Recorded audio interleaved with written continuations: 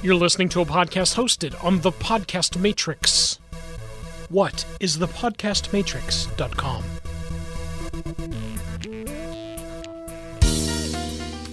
Being green is about more than saving on your electric bill or doing your part to protect natural resources. It is about getting a safe and healthier life for you and your family without sacrificing style, quality, or budget. This is a movement to provide all of us with clean air to breathe and water to drink, safe, healthy food to eat and places to live, and energy to run the places where we live, learn, play, and work. Your go-to information source for a healthier home and world, hosted by Marla Esser-Close, your green home coach. This is the Green Gab Podcast. Breathe. Air. We all need it. We need it to live. We need to breathe clean air. We need to breathe healthy air. And it's becoming more and more challenging in some places to do that. We finally got a lot of the outdoor air cleaned up in the United States, and now our indoor air is even more polluted. This makes it awful hard for us to maintain the health and wellness that we really want to when we can't even breathe in clean and healthier air. Hi, I'm Marla, the Green Home Coach, and I'm here today to give you a couple of quick tips about how you can breathe easier in your home simply by making some simple choices. You know, most of the stuff we bring into our home carries another free rider on it. A lot of that stuff we bring into our home has pollutants in it, chemicals that are harmful to us, and we don't even know it. Sometimes we can't even smell it. You also bring in allergens and moisture, and those don't work so well in our homes either. But today I really want to concentrate on those toxins, those pollutants or chemicals that we bring into our home unwittingly that really may not be so healthy for us after all. You know, you don't really think about it, and nobody lists on the label, hey, I have a chemical in here that might be an irritant to you or might make you sneeze a lot. And then all of a sudden, we're wondering why we don't feel so good when we're spending a lot of times in our home. You know, our homes are getting tighter and tighter, and when we bring in stuff that we don't know what's in it, it may stay trapped in our house. So, what are we to do? Well, number one, don't bring it in if you can. So how do you do that? Well, you learn more about it. Maybe you need to read what's in the product. There is better labeling going on. It's still not up to the part I'd like to see it. But one of the tricks I love is checking for a green label. And in particular, for pollutants and toxins and chemicals, the Green Guard label is the one to look for. Green Guard will give you that third-party, independent tested assurance that that product is going to be safer and healthier for you and the people in your home. So this can be found on different products like flooring and carpets and paints and glues and finishes. So that's a great place to start. When you bring that stuff in, just check it out and make sure it's the safest and healthiest that you want for your home. The other thing we inadvertently bring into our homes is lots of fragrances, because everything has fragrance. And you know what? Because fragrances are kind of one of those protected secrets that a lot of manufacturers have. They don't always tell you the ingredients in fragrance. It just lists that word, fragrance. And I, for one, am very sensitive to fragrance, so I've learned to really be careful with this one. And I've learned a lot of other people are too. So if you can look for natural fragrances as opposed to chemically derived fragrances, you may have a lot better luck. You're going to find fragrance in all kinds of things, including air fresheners and perfumes and soaps and personal care products. So just look for a healthier alternative to maybe not have to go down that road. So what else can you do? Well, you can ventilate your home, let in some fresh air, so when you do have those pollutants coming in, you can get them out. Or better yet, talk to your heating and cooling contractor about a fresh air ventilation system that you can put into your system, and that way you don't have to think about it. There's lots of options here that you can look for. You can look for safer, healthier cleaners as well. And this one is the one that I find is kind of the gateway into green, is get started with those healthier cleaners. when you hear about somebody going onto Shark Tank and drinking their cleaner on this show, you got to feel like it's a safer, better alternative. Again, you've got green certification labels to help you down that road. Hey, to learn more about your options and all kinds of ideas for things you can do and buy, listen in to the Breathe episode of the Green Gab podcast, and you'll learn how to breathe better in your home. Still gabbing about green homes. Hey, this is fun. It does go to show you what is possible when you just allow things to happen and to come into your life. Absolutely. That's a great way to look at it. Yeah. If you'd told me 6 months ago that I'd have a podcast show and would be on my way to 20 episodes, I would have told you were crazy. Yeah, definitely would never have thought that this would be something we'd be doing. So, part of the fun thing about Green Gab is that we get to gab about all kinds of things green. So not only green homes, green living, green companies, or people doing cool things in green. Green philosophies. Exactly. You name it. Yeah. So you and I have really found this as an opportunity to help people perhaps see a different side of green homes that is more approachable, less technical. Well, I think we've tried to, I don't want to say dumb it down, but put it in... But dumb it down. Yeah, but dumb it down. But put it into everyday language. Right, exactly. One of the things that I have always enjoyed doing is being kind of that translator, because I understand the technical side enough to be able to talk that language, yet I also feel very comfortable talking with people at a level that's everyday. I just think it's so important for people to understand that a green home or the concepts of a green home are totally within reach. They're not just out there. It's not crazy talk. This is actually really good common sense stuff. Well, you have to look at it this way. We know where the industry is going and how things are changing. Well, kind of. In 20 years from now, if you pulled this podcast out, people would probably look at each other and say, oh my gosh, what's a green home? Yeah, because then it'll just be the way everything is built. Correct. Although taking an older home and bringing it up to a better level can be a challenge. But a lot of us are never going to get an opportunity to live in a new home. And ironically enough, the topic we're going to challenge ourselves with today, indoor air quality or indoor environment, really applies to existing homes every bit as much as a new home. And this is one area where all of us can take immediate action. And in my home, the very first place I started with indoor air quality was my choice of cleaning products. Well, that's a smart one. Yeah. That's a smart one. Because we have to remember these houses, they're older of stock. They might either have been built at a time where houses still breathed, or they were built in a reactionary time where everybody just decided to seal them up because they're trying to be more efficient without thinking about what happened in the 70s and 80s in a lot of cases. Yeah. They built them more energy efficient, but they just sealed everybody in with the nasties. Exactly. So you said something a minute ago I want to circle back around to. You said a house needs to breathe. And I hear people tell me this, wait, my house needs to breathe. And my response to that is, no, not quite. You need to breathe. But why is it that people have this misunderstanding that their houses need to breathe? That's a great point. When you look at a house, the older house is the construction, the leaky house.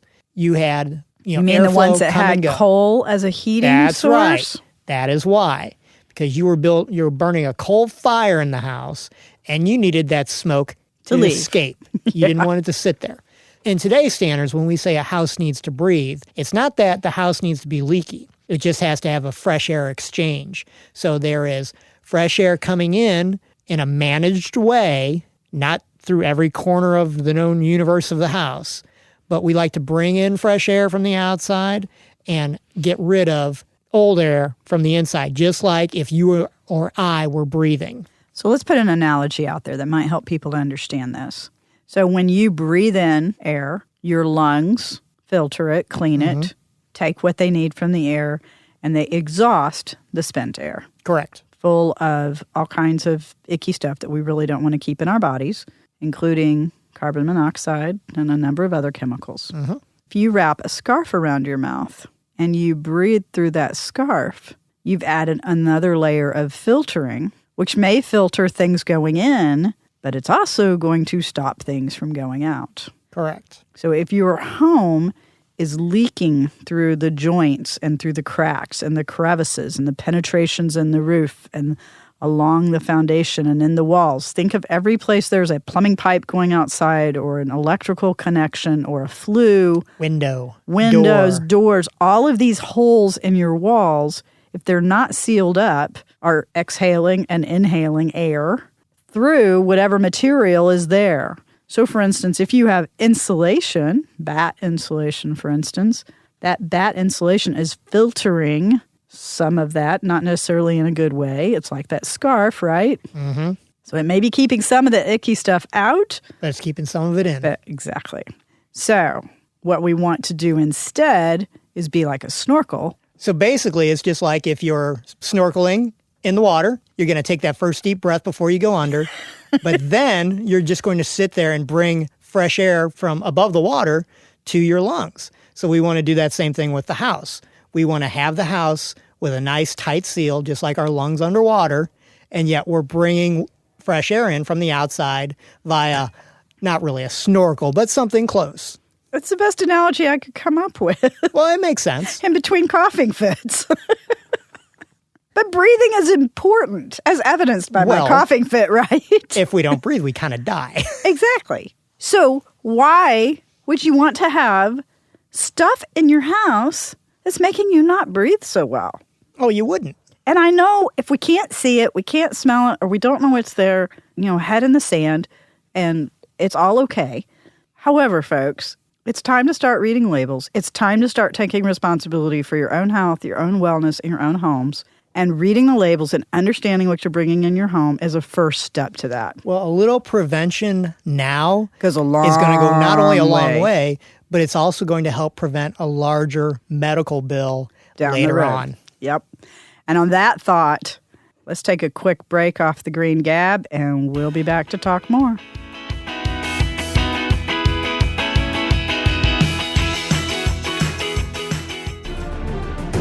Hi, this is Art Maines from Scammercast.com, where we educate, inform, and protect our elders and those who care for them on the Two Guys Talking podcast network. Are you a blogger?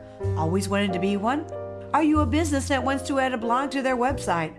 Are you an existing blogger who's looking for more traffic? Then check out bloggersbug.com for the perfect solution to your blog creation needs. Access bloggersbug.com now and get bit by the blogger's bug. How? Check out bloggersbug.com for the perfect solution to your blog creation needs. Get bit by the blogger's bug. Bloggersbug.com. Get bit by the blogger's bug. Hey, podcast fans. Ever wanted to learn sign language? How about learning more about the deaf and hard of hearing culture? Well, the time and effort has come to allow you to do just that. Don't miss the Interpreter's Toolbox podcast from Two Guys Talking. Great sign language vocabulary lessons, contests, stories, and more are waiting for you after you watch this new video podcast. Check out interpretertoolbox.com for more details and get cash and prizes for your comments now. It's all about life. interpretertoolbox.com.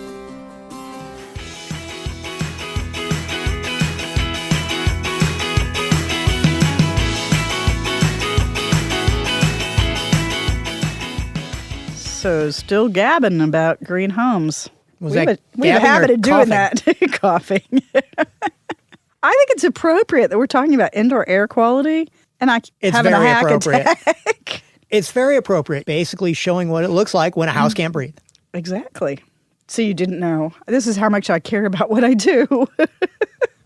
You're going all in on this performance. I am all in. I am all in. But your point is very well taken in all seriousness. Breathing is critical. And we're seeing so many health effects from people not being able to breathe well. We're seeing a rapid rise, an epidemic rise in asthma and allergies and COPD.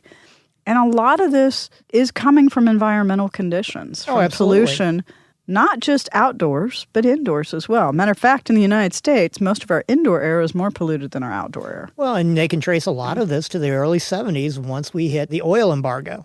And that changed the perception for a lot of people. It was, oh my gosh, the cost of energy is skyrocketing. We have to tighten these houses. And there was no forethought of what's going in the house before I tighten it. Well, we also used materials that oftentimes trapped moisture inside the house, so we'd have mold and mildew issues. I have one friend that lost her entire home to black mold. Oh, wow. And they were sick for about, I don't remember how many years, but several years, she and her daughter. And granted, these are extremes. They don't happen in every situation.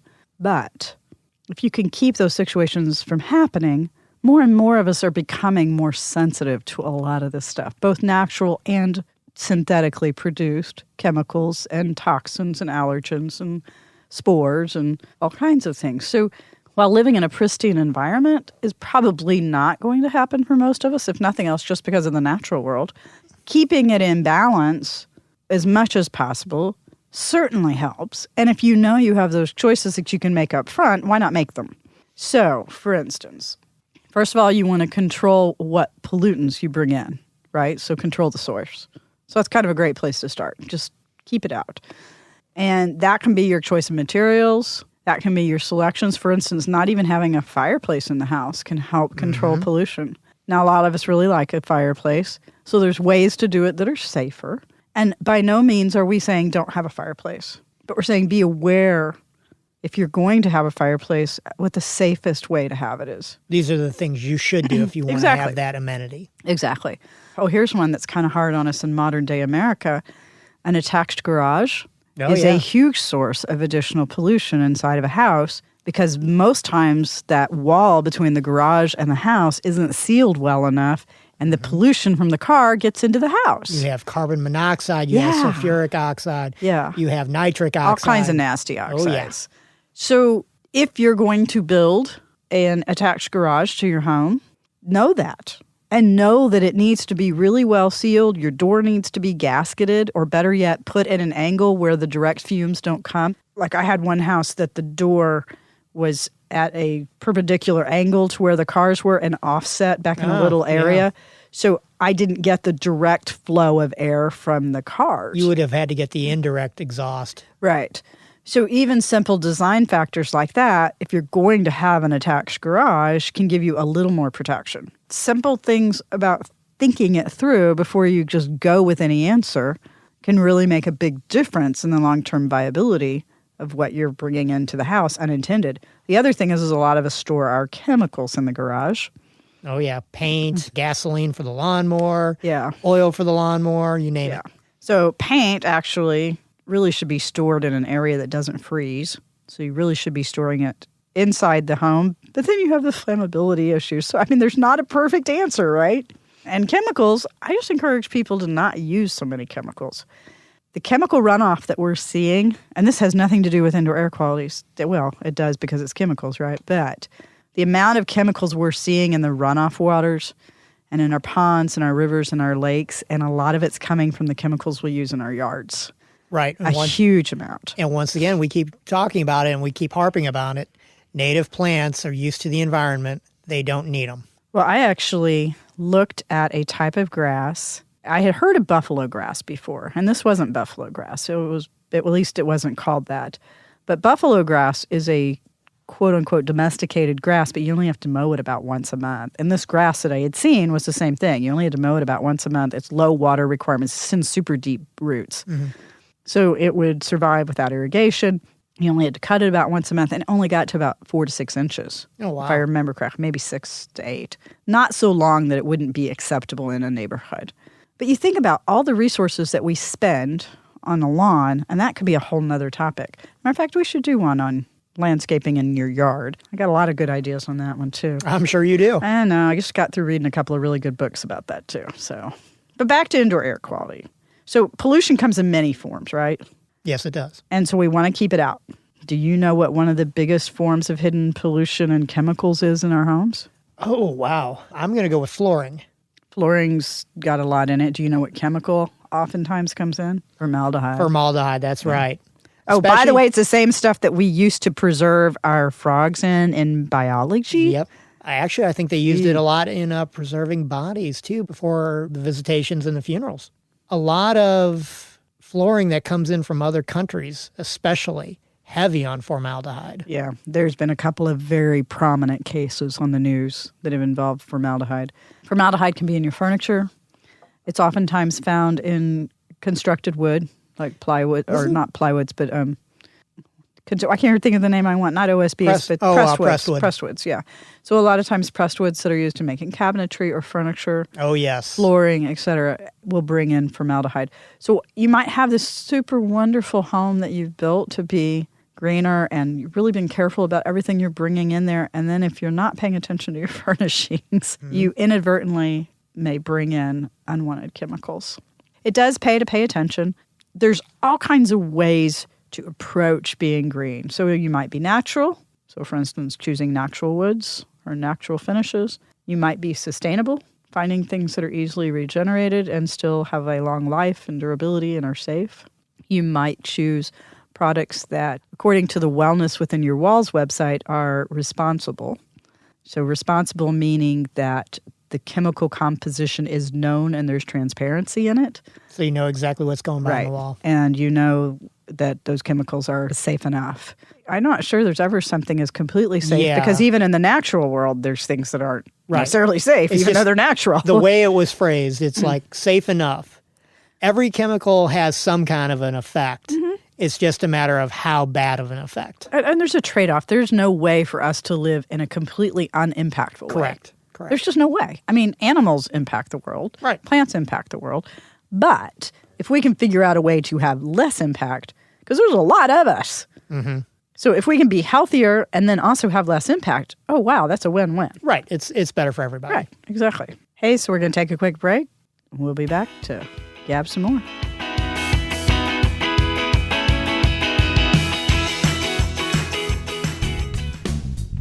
Looking for a straightforward user interface and a cost-effective, feature-filled multi-track recording software? Call off the search!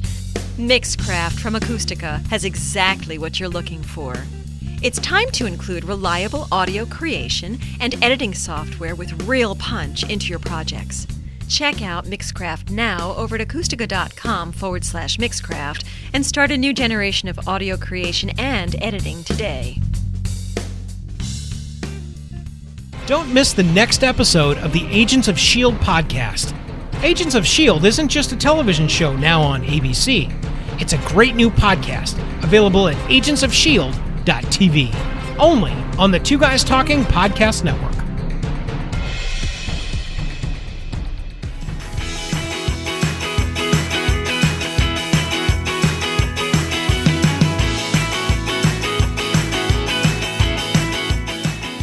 Hey, Green Gavin today about indoor air quality. Of course, I've got a cough, so this is an especially we have our own air quality now.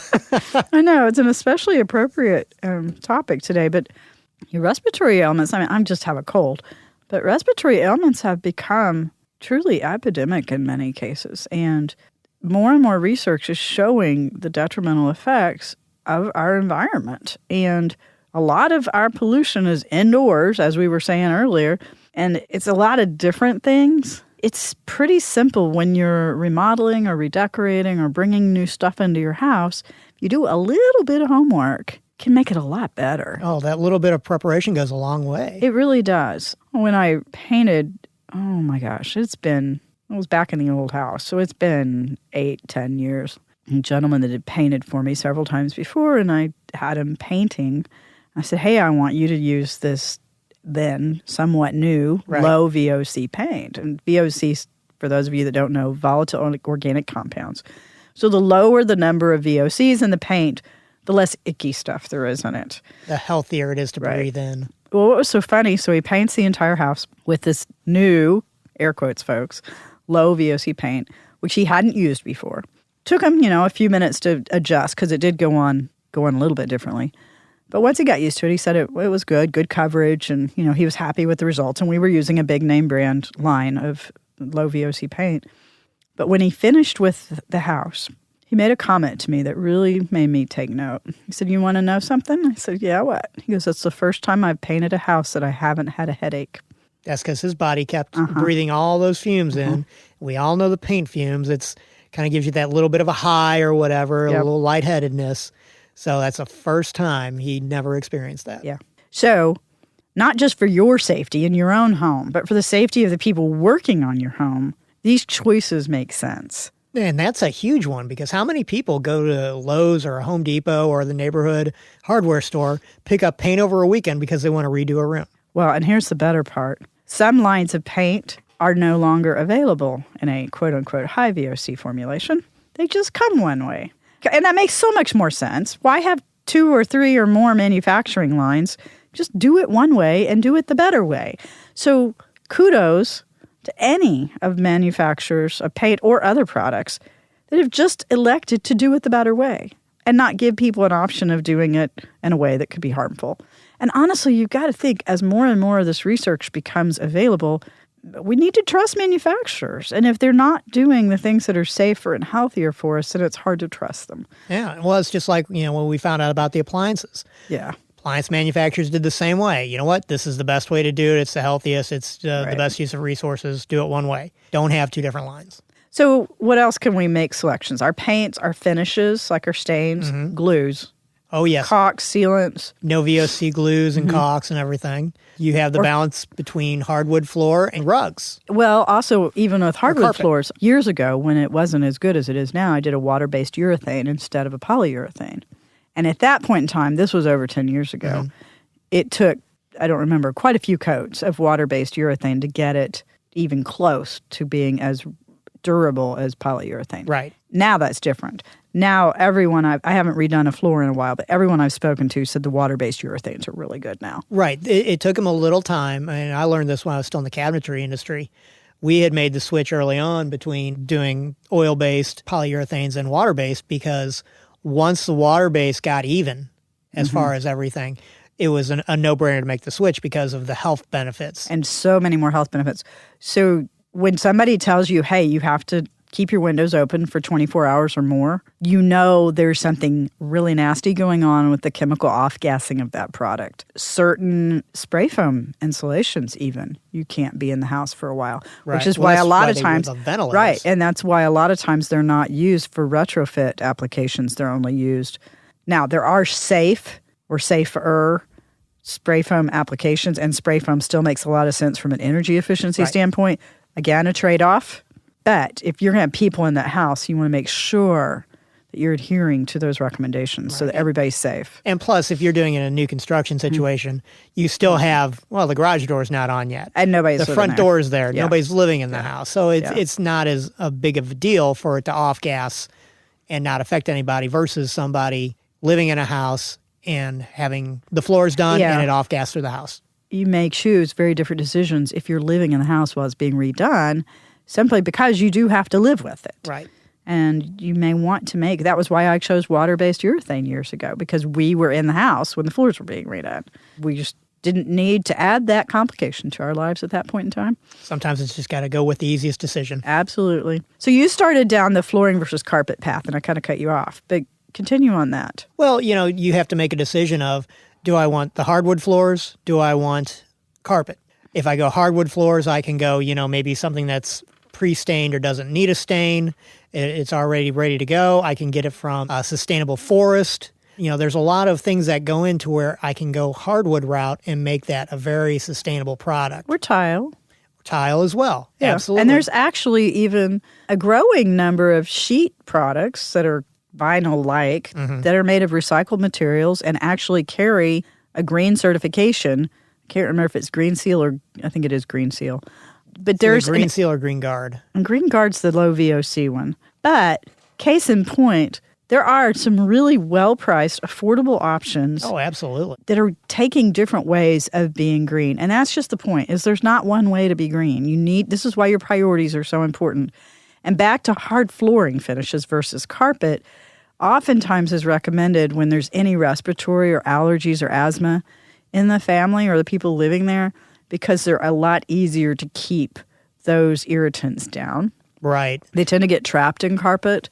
But even if you do choose carpet or rugs, you have natural options, you have recycled options, you have low VOC options. Make sure the glue they use in the carpets, though, are no VOC glues. Or tack down. That's right. So it is a lot of things to think about. But this is why if you work with a builder or a green consultant or both that understands how to help you make these choices, that these selections really do make a difference. And they can still work with an interior designer or a decorator to make sure they all look fabulous. And, it kind of comes back to one of my mottos, which is look good and perform well. Absolutely. And you totally can do that. You can still contribute positively to the indoor air quality so that the people living in that house have a great experience. Well, you even say if you're working with an interior designer, a lot of these things now, interior designers understand. They learn about it from the minute they're in school. More and more. Yeah, more and more of them are getting good So they're selection conscious training. about these choices. Well, Tony, who knew that we could talk so long on indoor air quality and during my hackathons? So thank you for, my cough is getting better, thank goodness. But here on the Green Home Coach, we just like to share this information with you so you have a shot at making your home better. Check it out on greenhomecoach.com. Thanks for joining us on the Green Gab, and have a blessed day. That wraps this episode of the Green Gab podcast. Ready to use what you've learned? Get the show notes with all the resources mentioned in this episode, plus 9 simple, straightforward, low to no cost ways to improve the health of your home and world today at everydaygreenhome.com. Be sure to subscribe now on iTunes, Stitcher, or your favorite podcast app so you never miss an episode. Thanks for listening, and remember, being green is easier and more affordable than you think.